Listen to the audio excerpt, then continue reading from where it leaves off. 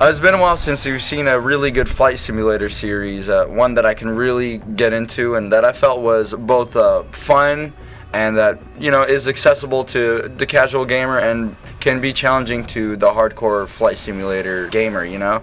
And I feel with this game, once you learn to play it and master it, it just becomes that much more rewarding and fun. So even if you're picking a flight simulator up for the first time, you're going to have fun from the beginning. And I feel just with how the challenge progresses and gets harder, you're not really just going in and doing the same thing over and over. You're not just going into the air and just trying to take down other fighter jets, enemy fighter jets. You're really learning by the end of the game that, wow, you know, I feel like I'm proficient in this game, and you start seeing that you're not just flying out there and shooting people down. You're learning flight patterns, flight formations, and you want to learn how to play as a team with your teammates against another squad, and that just makes it really, in the end, not only a shooter game, but really a strategy game. It's kind of like chess. You're going to see the move that the enemies are going to make, and you're going to want to counteract it, or basically you're going to get shot down.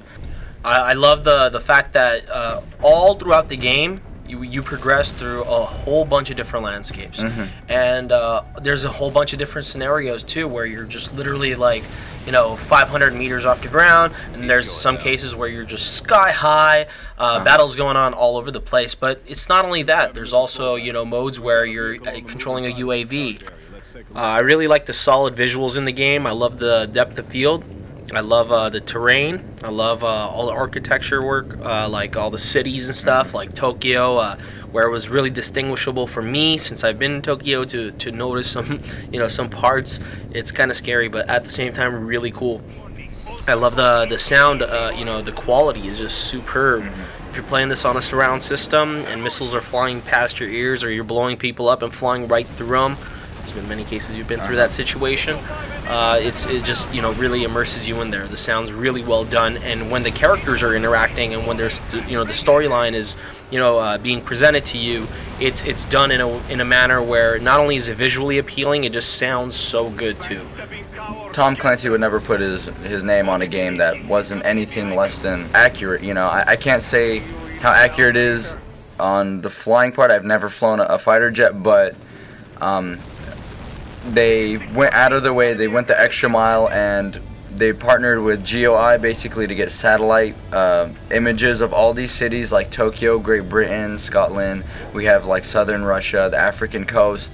They went out of their way basically to scale all these cities accurately, so you feel like you're really flying in these areas and really, you know, you're really there, and that's the major thing, is really immersing yourself. I can say probably very little percentage of actual gamers are going to be flying fighter jets. So this is really a good segue for them to experience something that they aren't really going to, you know, have a chance to do.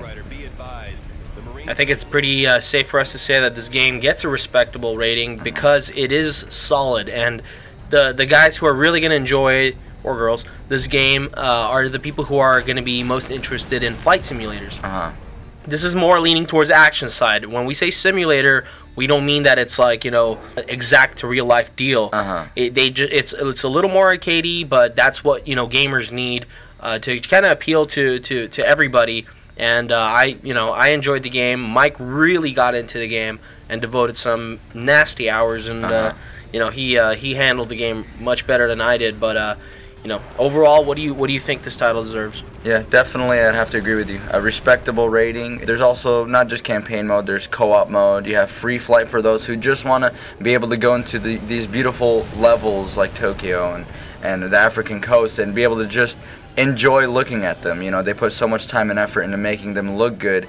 You can just go do that. They also have an arcade mode and survival mode. Just a long list of things that will keep you on the game for a long time. Also, with the difficulty curve and the learning curve, you're going to want to get better, and you're going to want to play the more challenging levels and work your way up. If you don't start off on realistic, if it's your first time, you want to work your way up to realistic. What would you say to the people out there who are wondering, is there going to be a HAWX 3? They wouldn't have made a second one if the first one wasn't a decent game or a good game, and so right now they're just obviously going to better it, and I'm actually positive we will see a HAWX 3, and we're gonna see what they do in the next one, and hopefully we'll see a special rating on the next one, something where we really feel like they've upped the game and pushed flight simulators forward in general, just the whole genre, and really put them on the map.